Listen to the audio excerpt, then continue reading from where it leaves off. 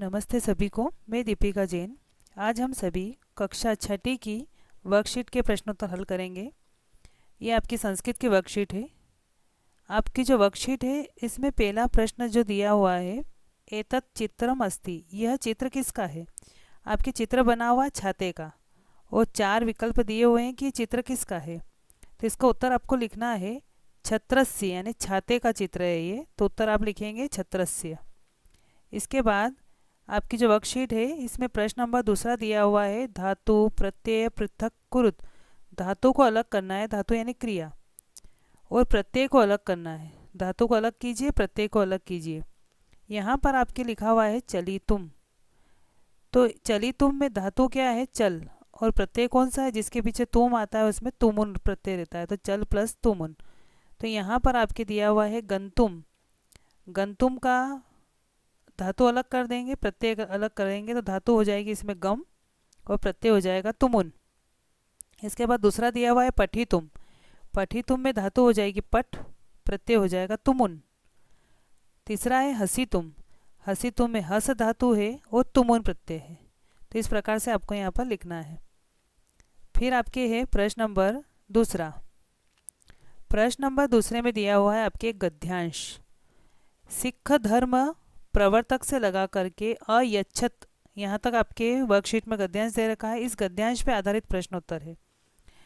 पहला प्रश्न दिया हुआ आपके इसमें, सिख धर्म प्रवर्तक कह, सिख धर्म के प्रवर्तक कौन है। तो यहाँ आपको उत्तर लिखना है सिख धर्म से प्रवर्तक गुरु नानक देव अस्ति। सिख धर्म के प्रवर्तक जो हैं गुरु नानक देव हैं। प्रश्न नंबर दूसरा आपकी वर्कशीट में दिया हुआ है, श्रमिक कहा समर्पितवान। श्रमिक जो था उसने किसको समर्पित किया, यानी क्या समर्पित किया था श्रमिक ने। तो यहाँ इसका उत्तर लिखेंगे श्रमिक रोटी का समर्पितवान। श्रमिक जो था, जो मजदूर था, उसने रोटियों को समर्पित किया था। इसके बाद तीसरा प्रश्न है, धनिक किम अयच्छत। धनिक जो था, अमीर व्यक्ति जो था, उसने क्या दिया। तो धनिक मिष्टानम अयच्छत, धनिक ने मिठाई दी।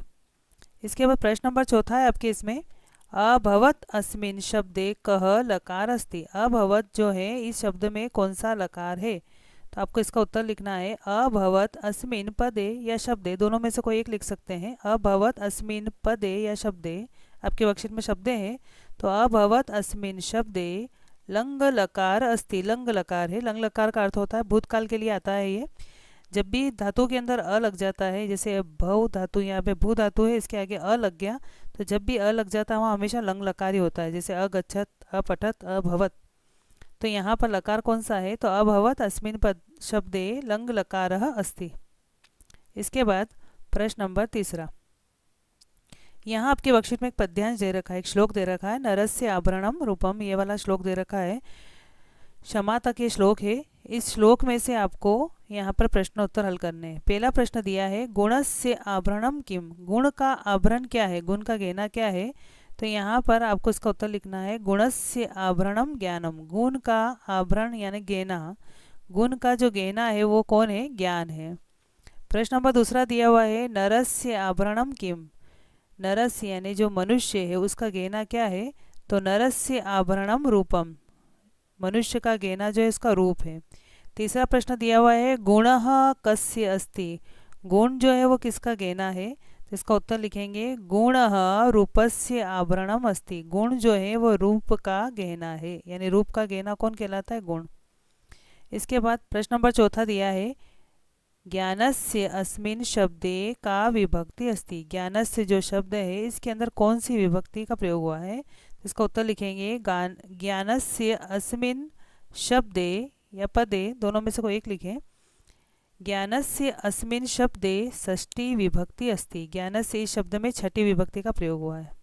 इसके बाद प्रश्न नंबर चौथा। प्रश्न नंबर चौथे में आपको एक श्लोक लिखना है। आपकी किताब का कोई भी एक श्लोक हम लिख सकते हैं। यहाँ पर ही आपके एक श्लोक दिया हुआ है, काव्य शास्त्र विनोदेन कालो गच्छति धीमताम व्यसनेन तु मूर्खाणाम निद्रया कलहेन वा। ये आपके एक श्लोक दिया हुआ है। इसके अलावा दूसरा कोई भी श्लोक आप आपकी किताब वाला लिख सकते हैं। इसके बाद प्रश्न नंबर 5वां। प्रश्न नंबर 5वें में यहाँ पर आपके दिया हुआ है होली का उत्सव का वर्णन आपको करना है। यहाँ आपके शब्द दे रखे हैं, वही आपको इन रिक्त स्थान में भरने हैं। होली का दहनम दे रखा है, षष्ठ दिवसीय दे रखा है, होली का दहनात दे रखा है, रंग पंचमी, धूली वंदनम, षड दिवसीय, ये आपके शब्द दे रखे हैं। इनके हिसाब से आपको यहाँ पर भरने हैं। तो आपके पाठ में दिया हुआ है होली को उत्सव, उत्सव, होली का उत्सव, उत्सव है कितने दिन का? षड दिवसीय, 6 दिन का। सह यानी जो होली होती है, यह होली का जो उत्सव है, यह होली का दहना, तो होली जब जलती है तब से आरंभ लगा करके रंग पंचमी पर्यंतम, रंग पंचमी तक भवती यानी होता है।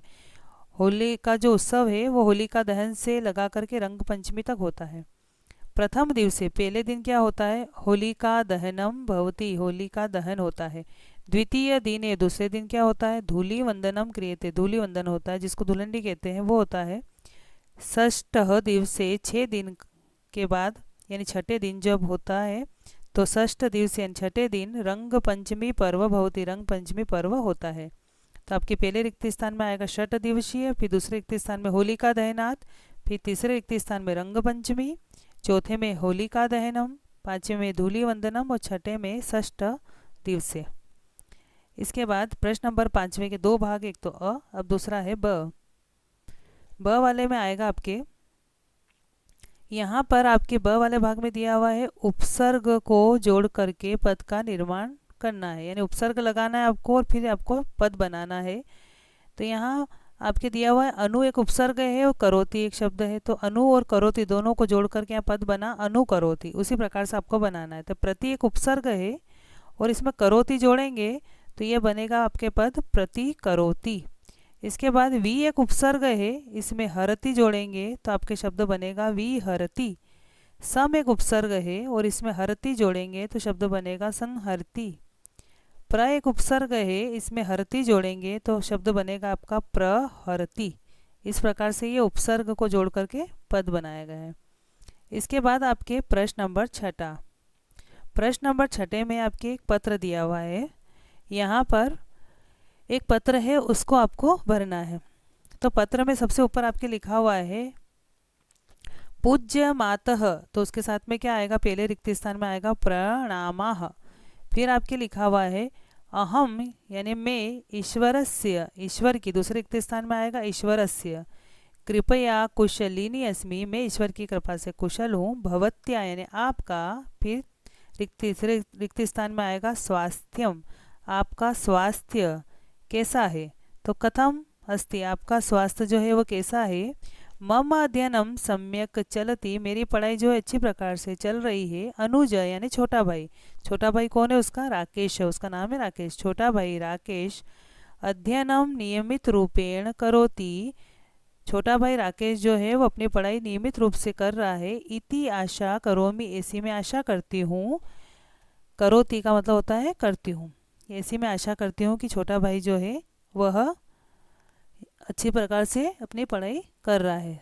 तो यहाँ पर आगे आ जाएगा भवत्या पुत्री, आपकी पुत्री सुधा, आपकी लड़की जो है सुधा। तो यहाँ पर आपको पहले रिक्त स्थान में लिखना है प्रणामा, फिर ईश्वरस्य, फिर स्वास्थ्यम, फिर राकेश और फिर लिखना है आपको करोति, कि उसकी नियमित रूप से पढ़ाई जो है अच्छी प्रकार से चल रही होगी, अच्छी प्रकार से पढ़ाई कर रहा होगा, ऐसा मैं आशा करती हूँ, आपकी पुत्री सुधा। तो यहाँ पर आपको आखिरी में लिखना है सुधा। ये आपके है प्रश्न नंबर 6। इसके बाद आपके है प्रश्न नंबर 7वां। 7वें में परियोजना कार्य है। अब यहाँ पर प्रश्न नंबर 7वें में आपके परियोजना कार्य में जो आपका पाठ है स्वतंत्रता दिवस वाला, तो स्वतंत्रता दिवस पाठ के आधार पर आपको राष्ट्र ध्वज का चित्र बनाना है और इसका वर्णन करना है प्रश्नों का। तो पहले प्रश्न में आपके दिया हुआ है कि राष्ट्र ध्वजे, और यहाँ आपके रिक्त स्थान है वर्कशीट के अंदर, यहाँ आपको लिखना है त्रय वर्णाः सन्ति। राष्ट्र ध्वज जो है, झंडा जो होता है, उसके अंदर रंग होते हैं कितने? त्रय यानी 3। फिर आपके वर्कशीट में लिखा हुआ है ध्वजस्य प्रथम पट्टिकायाम, झंडे की जो पहली पट्टी होती है, वर्णाः वर्तते, उस पहली पट्टी पर सबसे ऊपर की जो पट्टी होती है उस पर कौन सा रंग होता है? तो आपको रिक्त स्थान में लिखना है केसरः। इसके बाद आपके इसमें तीसरा दिया हुआ है ध्वजस्य मध्यम पट्टिकायाम, झंडे की जो मध्यम यानी बीच की जो पट्टी होती है उसमें कौन सा रंग होता है, वर्णः वर्तते यानी वर्ण और रंग होता है कौन सा, श्वेतः यानी सफ़ेद। इसके बाद आपके इसमें आया है चौथा ध्वजस्य अधः पट्टिकायाम, झंडा जो होता है उसके सबसे नीचे की जो पट्टी होती है उसमें कौन सा रंग होता है, तो आपको यहाँ रिक्त स्थान लिखना है हरितः, हरे रंग उसमें होता है।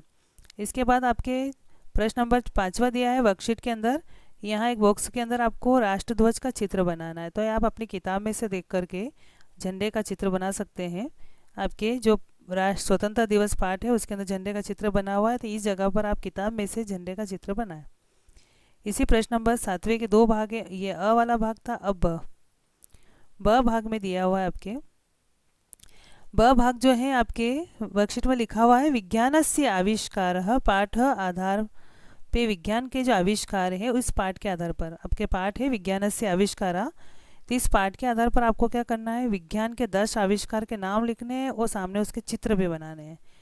तो आप यहाँ पर विज्ञान के आविष्कारों के नाम देखें, ये नाम है विज्ञान के 10 आविष्कारों के नाम, और फिर आपको उसका चित्र बनाना, अपनी किताब में से देख करके चित्र बना लें। तो पहला नाम जो दिया है इसमें हिम शीतकम, हिम शीतकम का मतलब होता है फ्रिज, तो आप सामने इसके फ्रिज का चित्र बनाएं। आकाशवाणी यंत्रम, यहाँ पर आप इसके सामने रेडियो का चित्र बनाएं। दूरदर्शनम, टीवी का चित्र बनाएं। दूरवाणी यंत्रम, टेलीफोन, टेलीफोन का चित्र बनाएं। जलवाणी यंत्रम, मोबाइल, तो मोबाइल का चित्र बनाएं सामने। संगणक यंत्रम यानी कंप्यूटर, तो कंप्यूटर का चित्र बनाएं। वायुयानम यानी हवाई जहाज, तो हवाई जहाज का चित्र आपको बनाना है। इसके बाद है रॉकेट यंत्रम, यहाँ पर आपको रॉकेट का चित्र बनाना है। तो यहाँ पर आपको विज्ञान के जो 10 आविष्कार हैं उनके नाम लिखने हैं और सामने उसके चित्र बनाने हैं। इसके बाद 9वां जो है वो है आपके राडार यंत्रम, और यहाँ पर राडार का चित्र बनाना आपकी किताब के अंदर है, विज्ञानस्य आविष्कार जो पार्ट है उसके अंदर सारे चित्र भी हैं। उपग्रह यंत्रम, उपग्रह यंत्र, उसका आपको यहाँ पर चित्र बनाना है। इस प्रकार से आपके यहाँ पर ये कंप्लीट होती है। तो आप वीडियो के माध्यम से इनको हल करने की कोशिश करें। धन्यवाद।